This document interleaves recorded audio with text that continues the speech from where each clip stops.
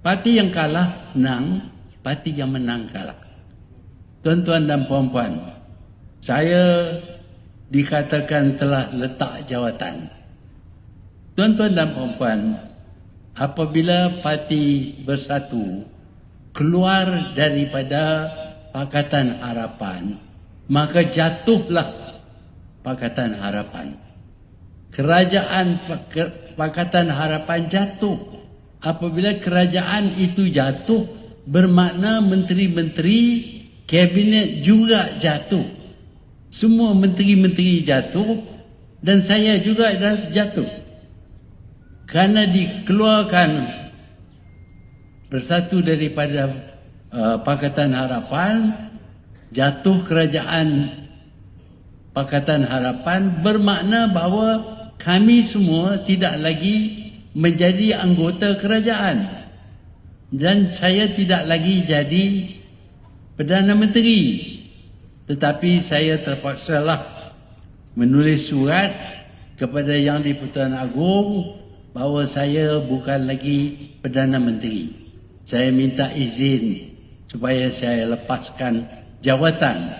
Tetapi Agong minta saya jadi Perdana Menteri sementara.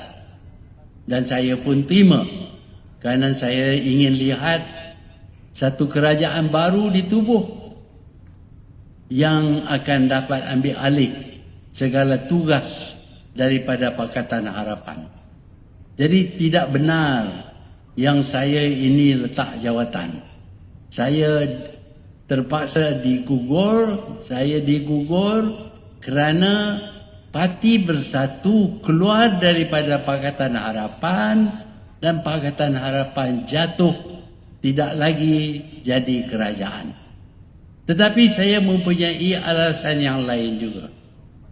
Apa yang berlaku dalam Parti Bersatu ialah mereka merancang bersama dengan PAS dan UMNO, beberapa kerat daripada pemimpin Bersatu merancang untuk keluar daripada Pakatan Harapan. Saya dengar cerita, tapi saya tidak bersetuju. Kerana saya dapati bahawa saya boleh jalankan tugas saya. Tetapi mereka rancang untuk keluar daripada Pakatan Harapan supaya kononnya Bersatu boleh ambil alih kerajaan.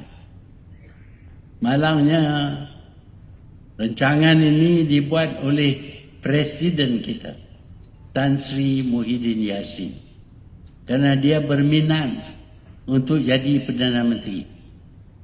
Apabila dia tahu bahawa saya tak mungkin terima jawatan sebagai Perdana Menteri dalam pakatan dengan kerajaan kleptokrat, kerajaan pencuri seperti Najib dan beberapa orang lain, maka dia menawar dirinya supaya jadi Perdana Menteri. Saya bertanya kepada Muhyiddin berkali-kali, apakah awak sanggup bekerjasama dengan musuh awak? Dulu awak berperang dengan mereka. Dia hanya jawab, saya sanggup, kerana bagi saya politik lebih utama daripada prinsip. Perjuangan lama kita boleh lupa, kerana politik kita ada peluang jadi Perdana Menteri. Sebab itulah parti kita Bersatu ini berpecah dua. Satu pihak mengikut Tan Sri Muhyiddin dan dianya jadi Perdana Menteri. Satu pihak lain tidak bersetuju, dan hari ini saya dapati ramai yang ada di sini ada kerana kita tak bersetuju dengan Muhyiddin punya tindakan. Dia mengkhianati janji-janjinya kepada rakyat.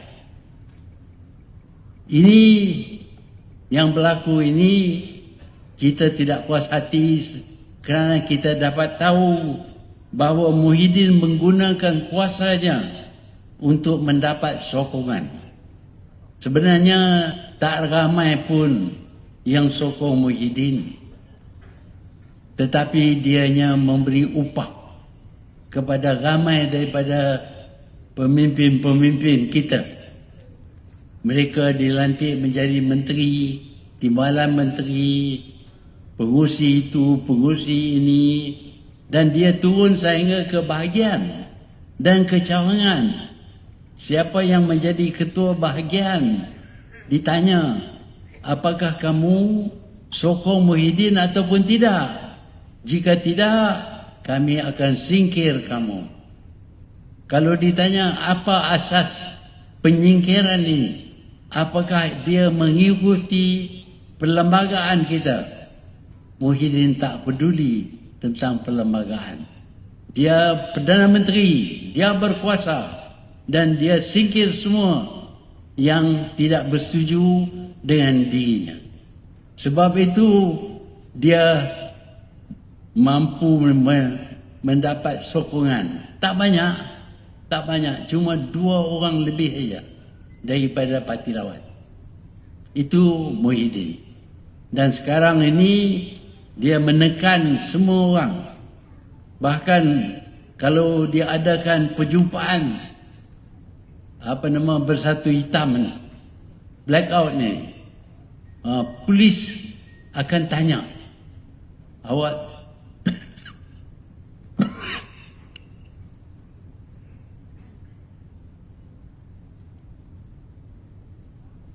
bahkan polis akan cuba nasihat supaya jangan hadir dalam perjumpaan parti blackout ini.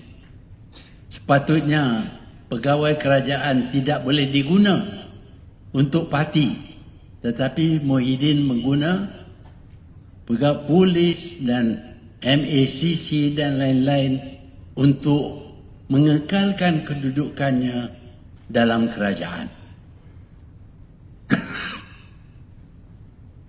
Kita tak peduli kalau dia dapat mendirikan satu pemerintahan yang baik, tetapi kita dapati bahawa pemerintahan Muhyiddin ini tidak mengikut aturan-peraturan, tidak mengikut undang-undang negara kita ataupun perlembagaan parti kita. Inilah yang kita dapati sekarang ini, dan ramai daripada rakyat tidak senang hati dengan pemerintahan Muhyiddin. Hari ini kita menghadapi satu ancaman luar biasa, satu wabak yang terkena kepada seluruh dunia, juga mempunyai kesan terhadap negara kita.